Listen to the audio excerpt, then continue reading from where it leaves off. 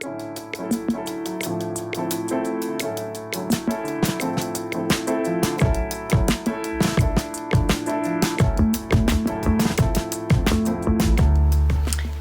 people, what's going on? This is BBDillinger. How are you? Welcome to today's tutorial.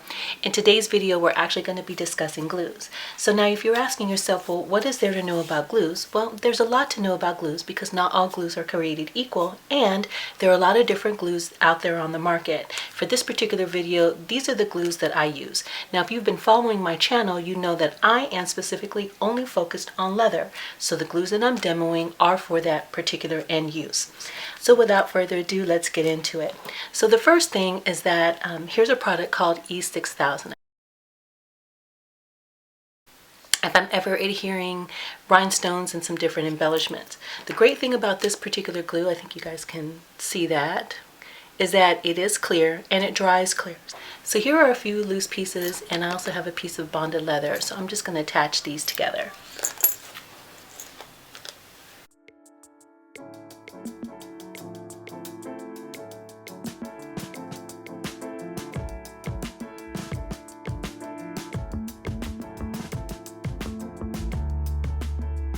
Look pretty good.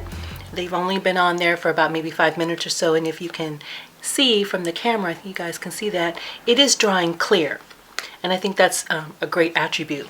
This particular glue also, you can put two surfaces together and you can sew through it, so just want to mention that. So I want to keep my work surface as pristine as possible, and I actually always work on a self-healing mat. They're really awesome, and I highly recommend picking up one if you're doing a lot of cutting and you're using knives or X-Acto blades or rotary cutters or something of that nature.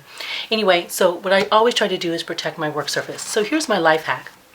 Or what I do is I take a magazine that I don't want anymore, and then what this magazine actually affords you is all of these blank pages, clean work surface to work on when you're using glue. And it's really super easy. I just open the magazine to a given spot, I take my sample or whatever I'm working on, and then I'll just glue inside of the magazine, and then when I'm done I just flip the page, and then if I'm done doing my gluing, and then once the magazine is full of glued pages, I usually will recycle it, or you can do whatever you do with your magazines, but I usually recycle. So just want to mention that. So let's go on to the next one. So the next glue I want to cover with you guys is a Leathercraft cement. Now this is by a company called Phoebings. Now the great thing about this particular glue, let me just open this for you, is that it actually is white. I think you guys can see that, right? But when it dries clear. So I'm just going to do a little swatch for you guys so you guys can see it.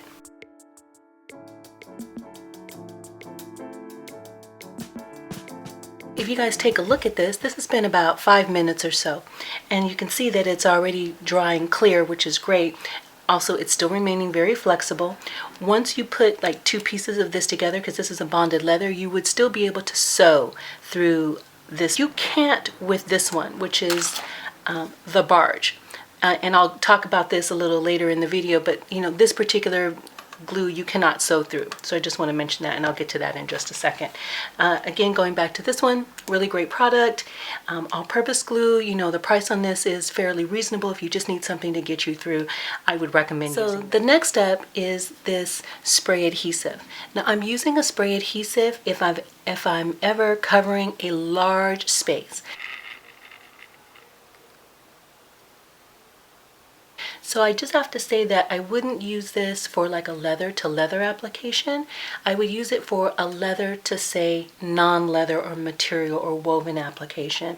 So something like a foam or a craft batting or something of that nature, with the idea at some point I'm going to sew some portion of that. So just be thinking through, as you're working on your projects, what exactly you're going to do with the end use.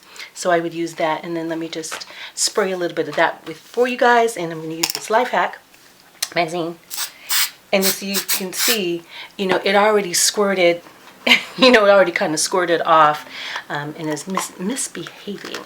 So, that's one of the reasons why I definitely always try to protect my work surface. And then you guys can see there. You know, you can't really get much control with spray adhesive, but again, you know, if you're just trying to cover a large space, sometimes this can be a great glue for you to use. So the next two products I want to talk about are by a company called Barge. Now, pretty much exclusively out of everything that I've demoed in this particular video, this is my favorite. This is my favorite. This is my OG Gangster, which means original Gangster. This is my original Gangster glue. So this is my trusty right here, and I pretty much will use this on every single project. The reason why I love this particular glue is that it does go on clear. If you guys can see that, just pull that up a little bit for you guys. It goes on clear, as I said. It dries clear, and you can also sew through it. This particular product, as I said, I just really love it. I love it because, you know, maybe you're working on something and maybe you didn't line up your two sides, and maybe you might need to do a correction. As long as the glue isn't 100% dry, you can kind of peel it apart and put it back together again. And that's, again, one of the reasons why I love this particular glue. Barge that I also use is this one. So this particular product is an all-purpose cement. Be asking yourself, why would you use this and not this, or vice versa? This particular glue, I would say, is the granddaddy of all the glues. It is the strongest. It has the most adhesion as far as I'm concerned, in my opinion. And I really feel like when I'm using this glue is for a particular application, say for something like footwear, and I do make sandals and shoes from time to time. So just think of it for a second. You know, your shoes or footwear take a lot of, you know, as you're walking and you're bearing your weight down on your feet or on top of the shoe. And so you need a glue that's really strong, that's going to be able to hold up to that, stand up to that. And this is the glue that I use. Now, another side note to this particular glue, let me just show it to you guys. You see how it's kind of amber colored, kind of yellow? Well, it does dry. It looks that way, and it also dries that way. So this particular glue, just keep that in mind when you're using it, that if it spills on your project or somehow gets on something and it's in a visible spot, you're probably going to be able to see it. So that's the deal with this one. And then lastly, this particular glue you cannot sew through, and maybe unless you're doing hand sewing, but not on a sewing machine or an industrial machine. And if you're asking yourself, well, why? It's because this particular glue is so gummy, and it's just so thick, it ends up ruining your needles and your sewing bed.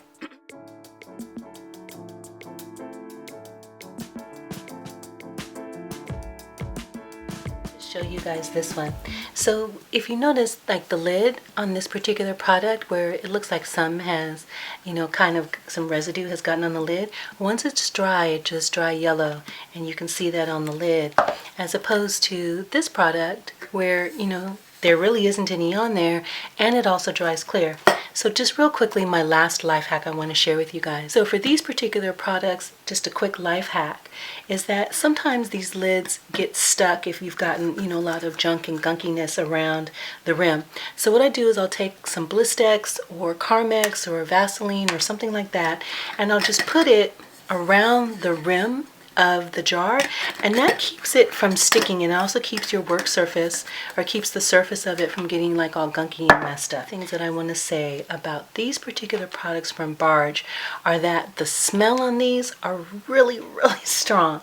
So make sure that you follow the manufacturer's directions. Make sure that you use it in a well ventilated space, by, you know, either a big room or by a window or something like that.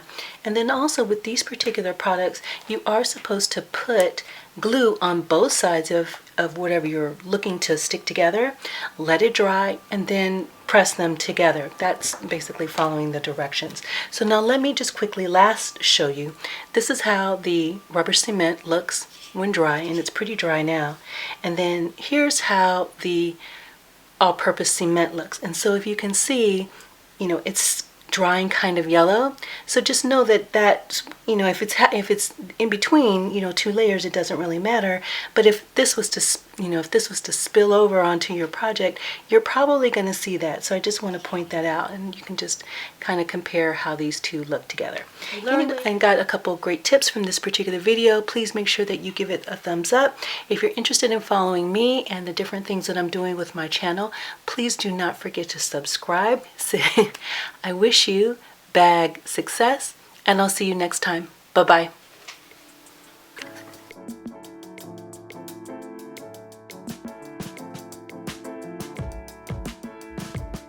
Hole punch, not an inexpensive tool. I do recommend, if you're going to be doing these kinds